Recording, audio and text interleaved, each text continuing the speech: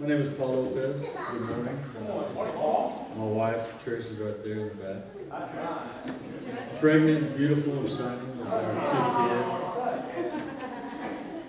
kids. You know, I was thinking for communion about how Jesus, and He's the perfect sacrifice. He's the perfect example. And the brothers and I were talking, the Temple brothers got together Monday. We were just talking about how our week's been going, or it's Monday, but how things have been going for us, and sin or temptations we might be struggling with. And I thought, man, that's very awesome, very healthy to get together and talk about these things, because it's not, we don't do it enough, I don't think. So, I was really encouraged by that. So they got me thinking about Jesus and how He can relate in every way to our sins and our temptations. He knows what it's like to be put in a situation to struggle. And so it's very encouraging. I was reading in Hebrews recently. If you all want to turn to chapter 4, the writer talks about how Jesus was. He's very much a man just like us, in his time on earth, but yet He was without sin. So he was able to go through a lot of things. I know sometimes as fathers, and as men in general, we can struggle with, many different things. And, me, I struggle with anger sometimes, I'm real snappy sometimes. So, and Jesus knows all about that. And that was very comforting because it made me think, okay, I can overcome that. Do it the way Jesus did. He would go and pray and cry and do whatever it takes, because his heart was in anguish. And so if we read in verse 14 of chapter 4, just elaborate on that. It says, "Therefore, since we have a great high priest who has gone through the heavens, Jesus the Son of God, let us hold firmly to the faith we profess. For we do not have a high priest who is unable to sympathize with our weaknesses, but we have one who has been tempted in every way, just as we are, yet was without sin. Let us then approach the throne of grace with confidence, so that we may receive mercy and find grace to help us in our time of need." And that to me is encouraging. And I'm sure it's encouraging a lot of people right now, thinking, man, I just went through one of the worst weeks ever, or working late, or traveling, and I can still have the confidence because Jesus went through some of the same things. He went and He overcame them. Amen. That's right. So now we can have that confidence, to overcome anything. If we read on down, starting in verse 7 of chapter 5, it says, "During the days of Jesus' life on earth, He offered up prayers and petitions with loud cries and tears to the one who could save Him from death. And He was heard because of His reverent submission. Although He was a son, He learned obedience from what He suffered.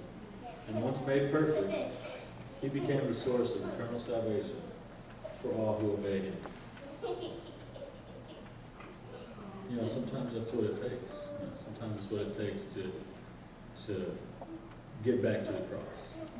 You have to, there's been times where I've just been in a rut and can't get out.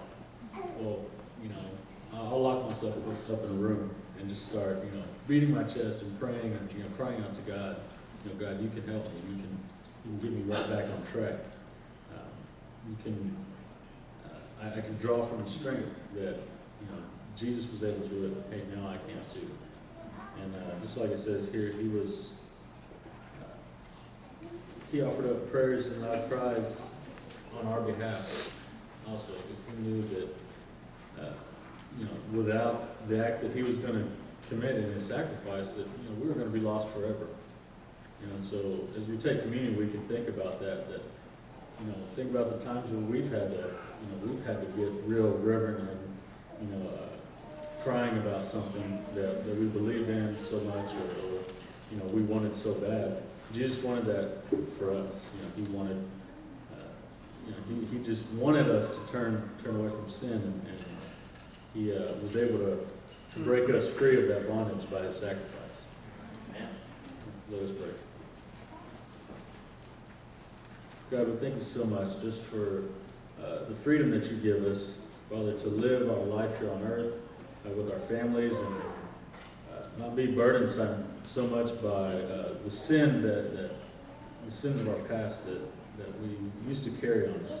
God, but your Son offered up his body as a sacrifice of atonement for our sins to make us free and clean and pure again, washing our robes white again, making us pure in your sight.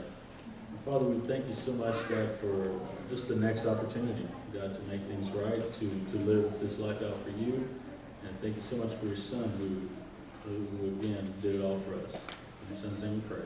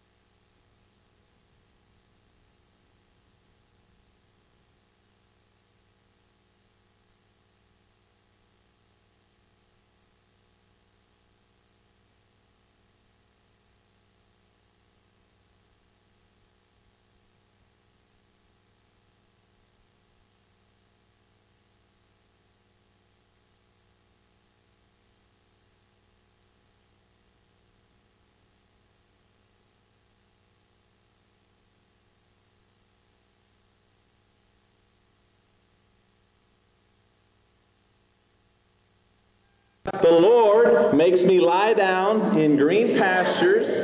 He leads me beside still waters. And there's a lot in that. There's a lot in that psalm. It's a great psalm. It's a very famous psalm. It's a psalm that a lot of you maybe memorized when you were kids. If you were churchgoers, you probably memorized it as a kid. And yet it's a psalm that we typically don't look to for life. It's more of a funeral sermon song.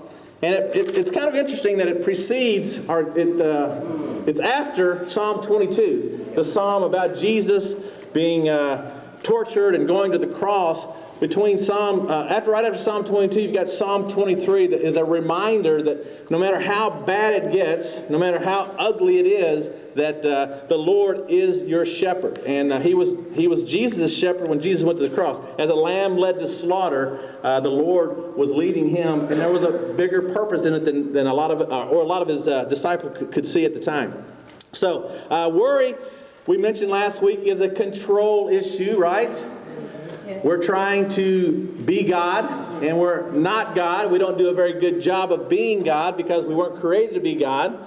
And it reminds me of a little thing I read this week about the difference between dogs and cats. Who's cat lovers in here? Who's a cat lover? Cat lovers, okay. All right, who's a dog lover?